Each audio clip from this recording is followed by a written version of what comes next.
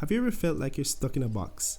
Like your career options are limited, there's nowhere to go, you're financially burdened, you don't have any options and you can't really do what you want to do. I felt like that in 2008, and I want to share with you what I did and my route to where I am now. Pretty much how I ended up in Sweden and how I had this whole thing paid for. Well, actually, I paid for the airfare. So, yeah, if you do that and do that math, plus that minus that. But anyway, it was basically free. So, I want to share with you my story and I hope it can inspire you. Hey, if you're new to this channel, don't forget to subscribe. This channel is a part of Wise Grad, helping students thrive. Wise Grad is the #1 podcast for students in their bachelor's, master's, or PhD program. Head over to wisegrad.org and check out the content there. So about a week ago, I checked Facebook, and there was this thing called Facebook Memories. I'm sure many of you know this. And on Facebook Memories, it had this clip, this status update that I posted in 2008 actually. And that update really gave me an insight into how I felt back then. Back then I felt really restricted in the options, in the career options that were available in Jamaica. And that's not to say Jamaica doesn't have a variety of options and careers for people to choose from. But at that time, I felt really restricted in how do I go about getting to where I want to go. Because for one, the attractive career options were doctor, lawyer, nurse, teacher, businessman, or computer scientist. And if you've been following my story, you'd remember that I exited my computer science program. I changed my major to psychology. And then I remember even thinking while I was doing that probably this won't be as lucrative as I would like it to be in Jamaica, because I don't see that many psychologists who I can look up to and be inspired and say, okay, I want to be like that person. You'd see a lot of doctors, a lot of lawyers, a lot of teachers, a lot of nurses, a lot of business people. And these are the secure careers that you are presented with. But I wanted to go into behavioral sciences. I wanted to help people. And during my bachelor's, I realized I even wanted to go deeper into behavioral sciences and specialize in criminology. And again, thinking about that, I still felt very restricted. I remember also looking at an application that I did to a university, Bradford, I don't know. It was a university in UK. And I'm glad they didn't accept me at the time. But the effort I put into that application, I made a video. They didn't ask for a video, but I made a video to show them that I am really interested in this. I want to be a part of your program. And I watched that video and I got a bit emotional watching the video. For one, my mom did not know that I was doing this application. Nobody knew. I was doing all these things undercover because, again, I just felt like I was in a box in Jamaica. And it's not a box to say, okay, I want to be international. I just wanted bigger options. I wanted options that were bigger than me and bigger than my financial situation and my family's financial situation. I wanted to get there. And it was just the how to get there. That was the big issue for me. Because one of the easiest ways to get to these places is with money. And my family was not rich. My family is not rich. We're rich in love. But so to get there wasn't so easy, and to get there and to do a master's again, that option was, my mom helped me through the bachelor's. Imagine for her to help me through a master's program too. Oh, come on, she would just say no. So the thing is, I needed to find a way to get there on my own, and of course that's finding a job.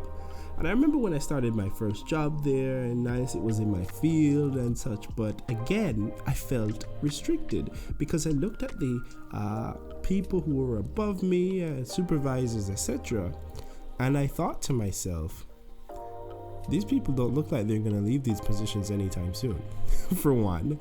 And two, what they're doing doesn't look like what I want to do. And what they're studying it's not what I want to study. I want to really go in depth into behavioral sciences. I want to make an impact on the world. I want to do some strong research. So I got a job in Japan, and I figured that job in Japan would have been my stepping stone to something bigger. And I remember when I was preparing to move to Japan to take up this teaching job, many people were doubting me, and many people were pretty much naysayers. I'd say it was 50-50. My mom told me to block out the naysayers and just do what I have to do, because my objective was to go to Japan, work, save enough money to fund the masters on my own. And then, of course, I'd say if I could apply for scholarships, I'd like to do that too. I wanted to have a backup in case a scholarship did not work out. So I took myself to Japan, and I stayed there for 2.5 years. And it was 2.5 years of working. And listen, I worked more than I should. I worked more than I should have. I found a way in which, I could manage more than one job. And I started to double up the savings, and I said, listen, this is going to work out. It's going to work out how I want it to work out. But it didn't. It really didn't. Because I remember now looking at the criminology program that I wanted to do back in the Caribbean, it wasn't it.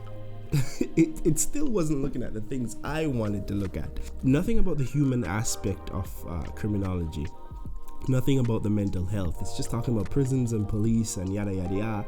And yes, that's a part of the field, but listen, I'm like, if I'm gonna do a master's, I want to go all in. And I found a program through google.com, and that program was at Malmö University in Sweden. And I said, this is perfect. This is perfection. I can do this. Yes. And I had so much excitement. And then I said, okay, but how in the world am I going to get to Sweden? Then I looked at the tuition. Listen, I said, this tuition, if I pay this, what am I going to eat? I'll just give all my money to this university, and then I can't eat. But then I noticed that they had scholarships, and they had this scholarship called the SI scholarship, and that was open for applications. And I said, can I do this? Can I make this application? Can I make the deadline? The deadline, I think it was in a month or less than a month. And I said, all right. Told my two very good friends, Geronimo and Carisha, they were in Japan with me too. And I said, yo, listen, I'm going to do this application, and I need your emotional support through this time. Because again, I was working a lot. And then now to do this application and in my free time, which was minimal, it was late night, like 11 p.m. to 3 a.m. That was my free time. But I was committed to the task. I said, I'm going to do this. And every day I came home from my jobs, I would go and fine tune my application and make sure it was, in line with what they wanted. I checked it 24/7. I went over and over and over and over again. I was like, this application is perfection. Told my best friends, I was like, yes, I'm gonna do this. I feel like I have a strong chance of getting in. Mind you, this scholarship would have paid for the tuition, and it would have also paid for my living expenses. Is that a bug on my set? So, mind you, the scholarship would have paid for tuition, and I would have gotten a stipend. And I remember checking the results for previous years and matching, trying to see if I could do a prediction, use the numbers to predict whether or not I would get a scholarship, because I saw, okay, they gave 5 Jamaicans last year. All right, they gave 3 the year before. Oh, they gave 8 the year before. So, okay, I have a good chance. And I applied, and I got shortlisted. And I remember I was at work when I got shortlisted, and I was just elated. I was so excited because I said, if I get shortlisted, this is my chance to do this master's in criminology, which I so desire. So yeah, I was shortlisted and I had to wait to hear for the second round, or was it I had to submit some more documents? I'm trying to remember. I think I had to submit some more documents for the second round, like it was another application. One of the most difficult things for me was to get references and get things signed by notaries in Jamaica, sealed and delivered to me accurately. It was the most stressful thing because it feels as if you're begging people to do things for you.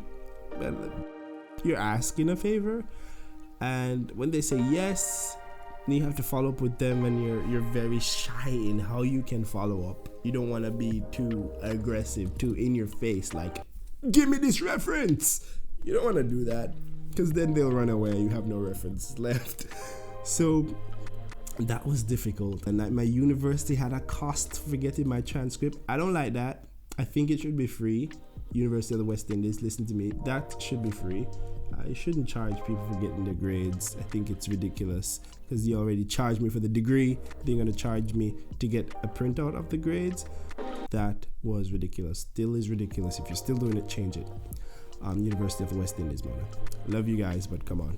So getting those things together was difficult, especially when I had my window of 11 p.m. to 3 a.m. to do this work and compile these things, and no one was answering their phones. Everyone, it felt as if they were ignoring me, and the deadline was coming. But anyway, long story short, I got the things in on time, and I wasn't so nervous because they shortlisted I think like 3 Jamaicans, and based on the statistics, I was like, yeah, I have a good chance of getting it. It's impossible for me to not get in.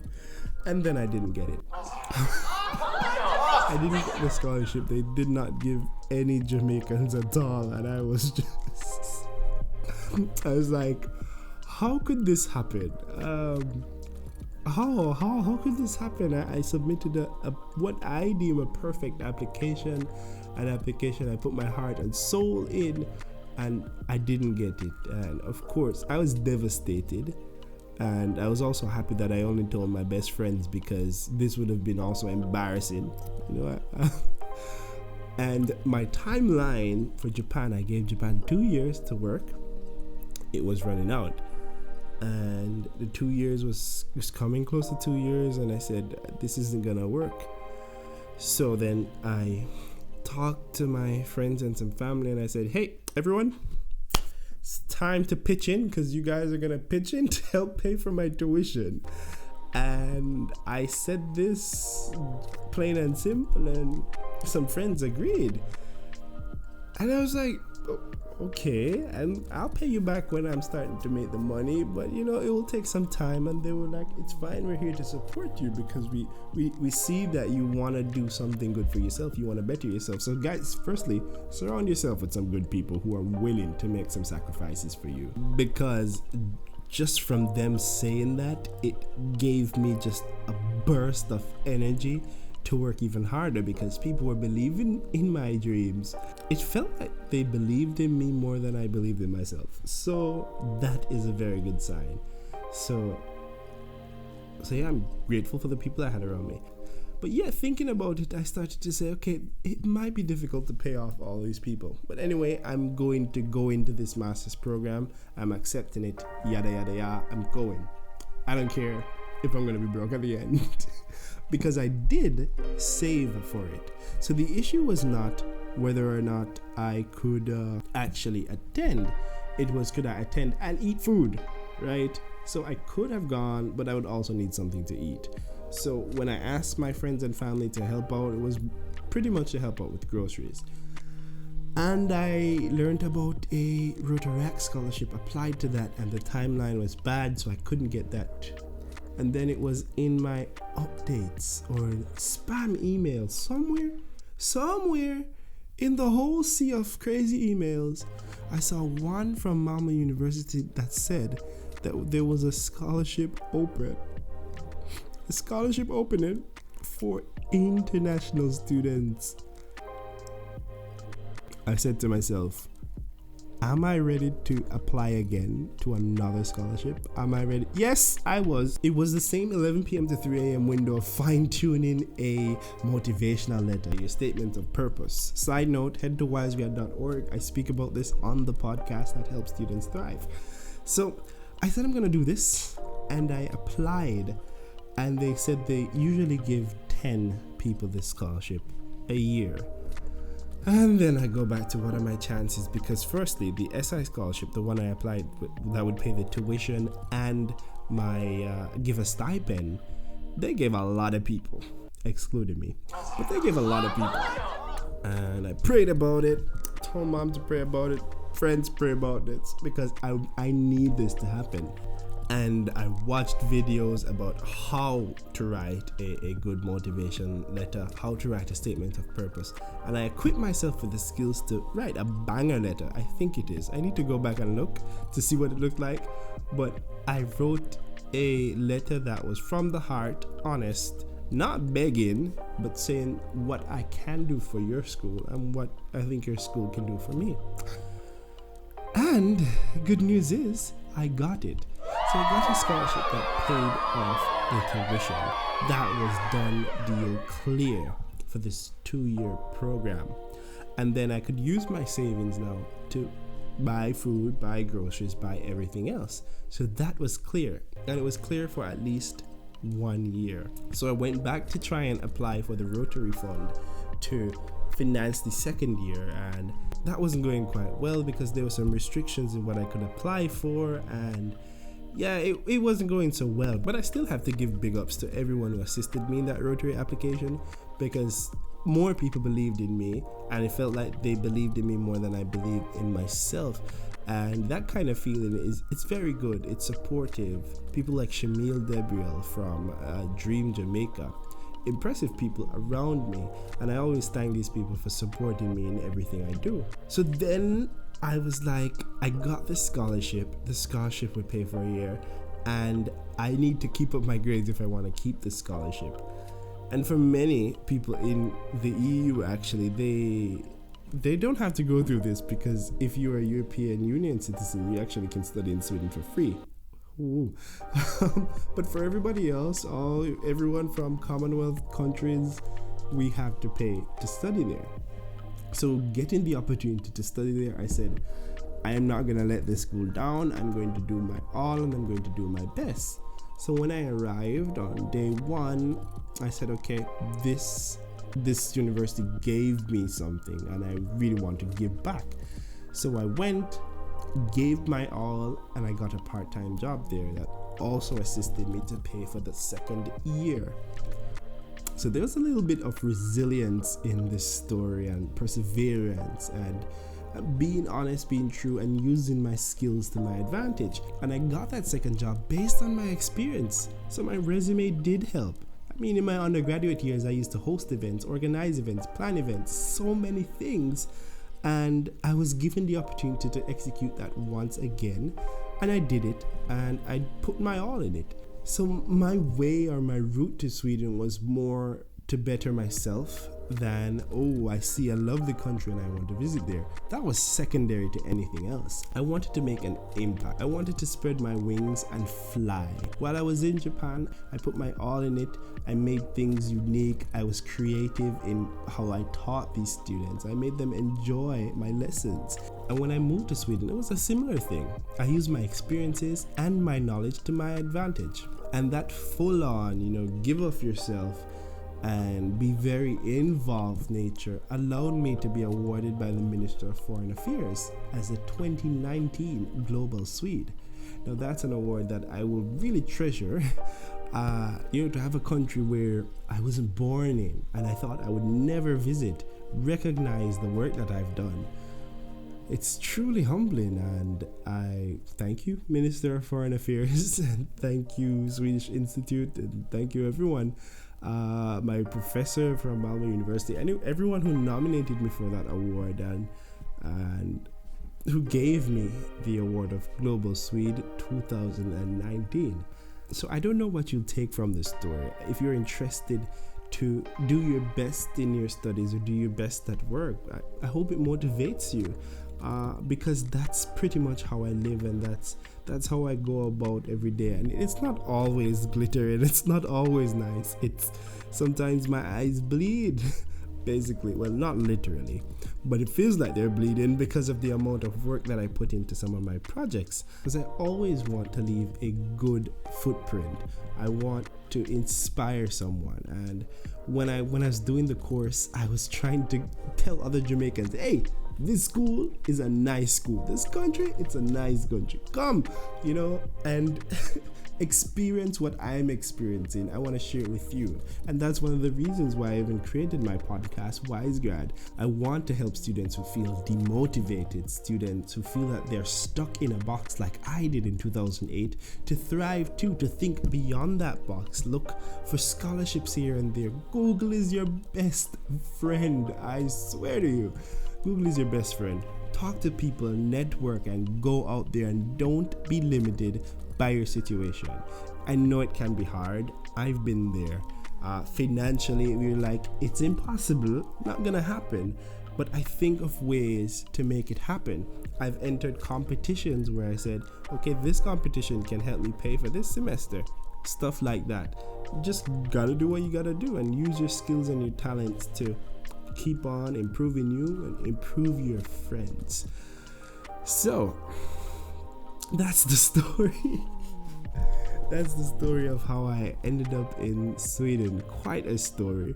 I could go more in detail with Sweden itself, or more in detail with my Japanese experience, but we can say that for another time. And I hope this story inspired you. I hope you liked the story, and yeah, thank you so much for watching this video. Remember to like, subscribe, and share this channel with your friends. And this channel is a part of Wise Grad, helping students thrive.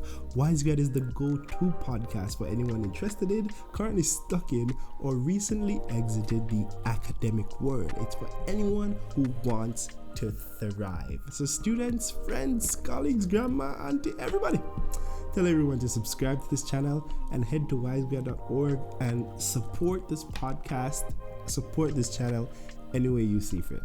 Thank you so much for watching. Until next time, goodbye.